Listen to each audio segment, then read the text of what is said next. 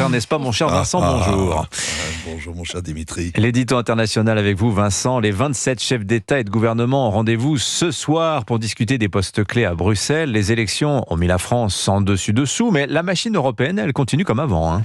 Oui, c'est le calme avant la tempête. Il y a plus urgent que de s'angoisser en voyant remonter les taux d'intérêt. Ça ne sert à rien d'anticiper une crise de la dette qui serait dévastatrice. Il y a les places à prendre. Qui à la tête de la Commission, du Conseil et du service extérieur, la diplomatie européenne? On connaît déjà le tiercé gagnant. Alors pour la Commission, Vincent, on va commencer par elle. Ursula von der Leyen se prépare à un second mandat.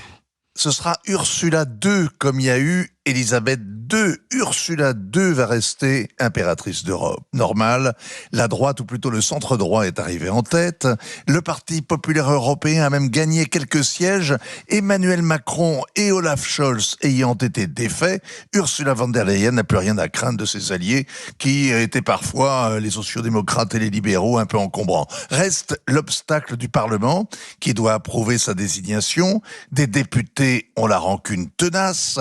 Ceux qui réclament toujours des explications sur ses relations avec le patron du laboratoire Pfizer, auquel l'Europe a acheté tant de vaccins inutiles, et puis d'autres n'ont pas forcément apprécié qu'elle se mette en avant en Ukraine comme un reporter ramenard s'exhibant avec derrière lui la guerre. Ursula von der Leyen compte bien grappiller des dizaines de voix qui lui manquent auprès d'écologistes qui ont été lessivés par le scrutin ou de souverainistes alléchés à l'idée de jouer un rôle comme les amis de Giorgia Meloni. Ce qui est en jeu, c'est la poursuite du pacte vert, ce gigantesque paquet de réformes environnementales qui réglementent le marché du CO2, la fin des voitures thermiques dans 10 ans, la taxe carbone aux frontières.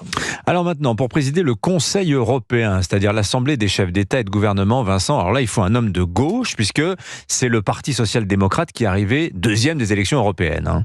Ah, magnifique, l'exemple édifiant de parité. Bon, ça ne suffit pas vraiment à créer l'harmonie. Entre Ursula von der Leyen et Charles Michel, la scène de ménage était permanente. Le favori est António Costa, ancien Premier ministre portugais.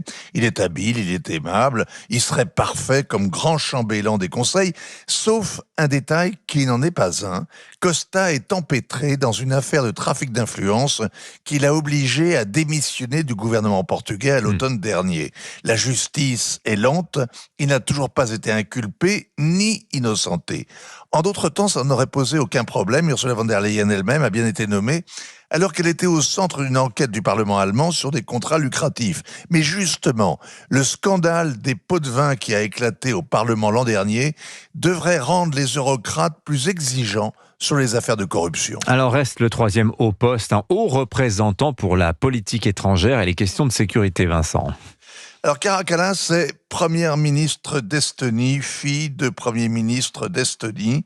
Son père a été membre du Soviet suprême soviétique et aussi commissaire européen, ce qui la prédestine.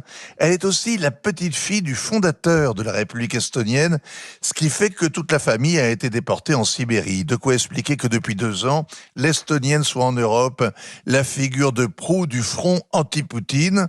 Pas de quoi rassurer ceux qui s'affolent à l'idée d'une guerre qui s'étend, mais au moins elle sait que l'histoire est tragique, qu'elle ne ressemble en rien au train-train des conseils européens.